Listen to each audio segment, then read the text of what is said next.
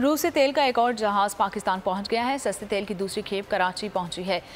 56,000 ton खाम तेल से लदा बहरी जहाज लाइट नोबेल पाकिस्तान नामी जहाज कराची रिपोर्ट हुआ है और रूसी जहाज खाम तेल के साथ बंदरगाह पर लंगर अंदाज हो गया है। जैसे ही जहाज का बर्थिंग प्लान फाइनल होते ही जहाज को ऑयल पियर पर लगा दिया गया है और इससे कबल 8 जून को पहला रूसी खाम तेल बरदार जहाज कराची बंदरगाह पहुंचा। 183 मीटर लंबे रूसी जहाज प्योर पॉइंट में 45,000 मैट्रिक टन तेल था। ईद उल अज़हा पर कुर्बानी के लिए एहतियाती तदाबीर। कुर्बानी करते वक्त सफाई सुथराई का खास ख्याल रखें। तजुर्बेकार शख्स से जानवर ज़िबा करवाएं। जानवर को एहतियात के साथ जमीन पर गिराएं।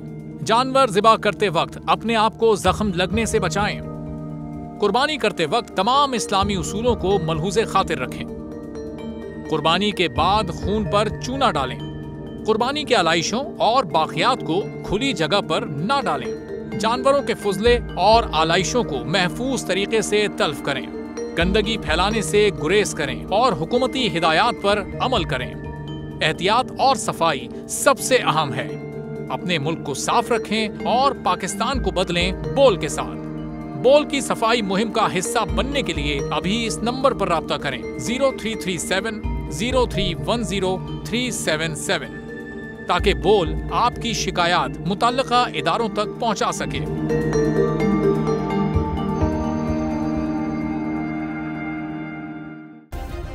सब्सक्राइब करें और बेल दबाएं ताकि कोई खबर रह न जाए।